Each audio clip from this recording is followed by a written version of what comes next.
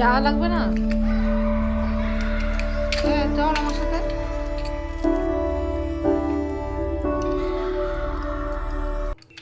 Welcome back to my channel হায়ামি life. সকলকেই অনেক অনেক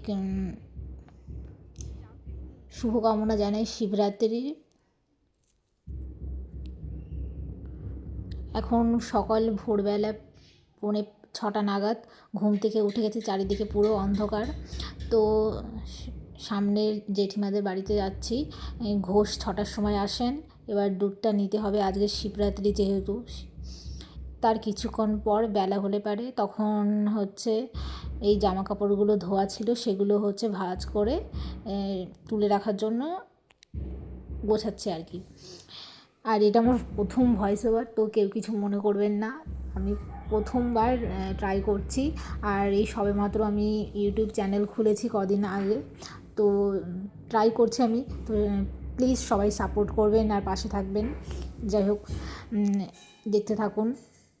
আর আপনারা বলতে পারেন কিভাবে আমি আমার ভিডিওটা আরও ভালো করব, মানে আরও ভালো করে আমার ভিডিওর কোয়ালিটি এবং কথা বলার ধরন কী করে এনহ্যান্স করব সেটাও জানাতে পারেন আপনারা কমেন্টে। এরপর আমার দিদা অনেকগুলো এই আকন্দ ফুল, হ্যাঁ এটা হচ্ছে আকন্দ ফুল দিয়ে গেছিলো। সেইগুলো আমি সুন্দর করে মানে থোকা দিয়ে গেছিলো, কিন্তু সেগুলো আমি ছাড়িয়ে এই অনেকগুলো মালা করেছি। কারণ শিবলিঙ্গের আলাদা শিবলিঙ্গ আলাদা সাইজের মালাগুলোও তৈরি করতে হয়েছে। মানে বাড়িতে পুজো দেওয়ার জন্য ছোট ছোট করেছি, মন্দিরে নিয়ে যাওয়ার জন্য একটু বড় করেছি, তারপরে আমাদের বাড়ির মন্দির আছে সেখানের জন্য আরেকটা সাইজ করেছি। এরকম করে মানে 5টা মতন মালা আমি তৈরি করেছিলাম। তারপর এই শাড়িটা আর এই যে এরকমভাবে হালকা সিম্পলি কিছুই করিনি, হালকা সেজেছি। এই লিপস্টিক, একটু আইশ্যাডো, মাস্কারা আর আইলাইনার আমি পরতে পারি না, যদি আমার বোন পরিয়ে দেয় কখনো তখন পরি, কিন্তু এই পুজো টুজোর সময় একবারে পরার আমার সময় থাকে না, কাজ করতে হয় সব। তারপর এখানে 2টো ডালা সাজিয়েছি, একটা আমার বোনের জন্য আর একটা আমার জন্য মন্দিরে যাওয়ার জন্য। এটাই আমি রেকর্ডিং করছিলাম। এবার মন্দিরে পৌঁছে গিয়ে মন্দিরের ভেতরে আর ফুটেজটা নেওয়া হয়নি বা ক্লিপটা নেওয়া হয়নি।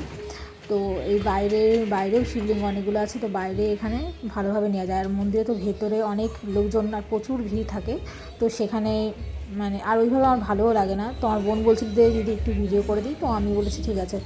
তো ও আমাকে এই করে দিয়েছিল এইটুকু ভিডিও।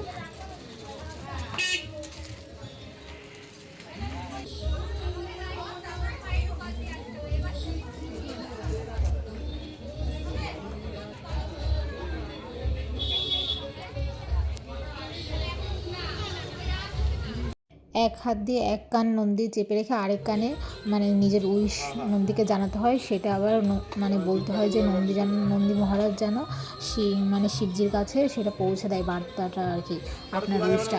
এইভাবে আমি মানে ওটা করছিলাম, নন্দীর কানে বলছিলাম নন্দীজির। তো আমার বোন সেই ক্লিপটাও নিয়ে নিয়েছে। এরপর আমার বোন মানে পুজো দিচ্ছিলো, তো আমি তখন হচ্ছে কয়েকটা ক্লিপ নিয়ে নিয়েছিলাম। আর মন্দির কমিটির পক্ষ থেকে ব্যাকগ্রাউন্ড সব মিউজিকগুলো চলছিল, জানি না এই মিউজিকগুলোতে কপিরাইট আসবে কি না। তবুও আমি ওটা নয়েজটা ডিনয়েজ করিনি আর কি, মিউজিকটা মানে ভালো লাগছিলো, তো সেই জন্য আমি ওটা একটু মানে ওটার পার্সেন্টেজ আর কি কমিয়ে দিয়েছি। দেখা যাক কী হয়।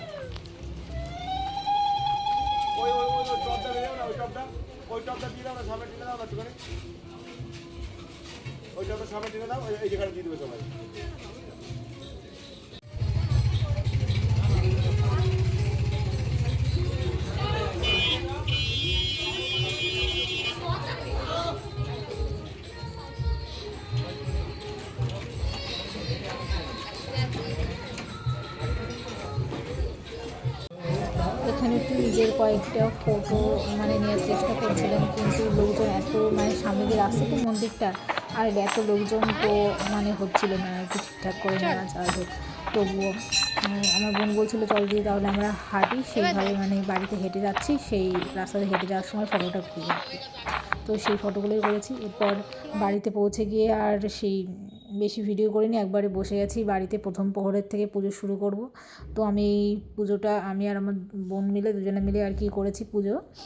আর সব জিনিসপত্র সব এক জায়গায় গুছিয়ে নিয়ে, তো সে মানে পুরো মানে প্রসেসটা আর কি, যেহেতু দুজনে মিলে পুজো করেছি তো পুজোর প্রসেসটা আর আমি সেই মানে সেইভাবে আর কি ক্যাপচার করিনি।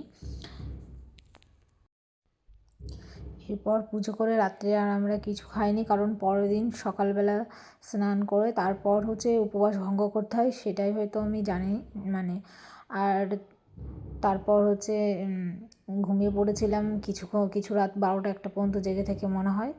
তো আর আশা করি ভিডিওটা আপনাদের ভালো লাগলো, আর ভালো লাগলে প্লিজ লাইক, শেয়ার, কমেন্ট এবং সাবস্ক্রাইব করবেন। আর আবার পরবর্তী একটি ভিডিওতে দেখা হবে। ততক্ষণ পর্যন্ত ভালো থাকুন, ভালো থাকবেন, সকলকে ভালো রাখুন আর সবসময় পজিটিভ চিন্তা ভাবনা করুন।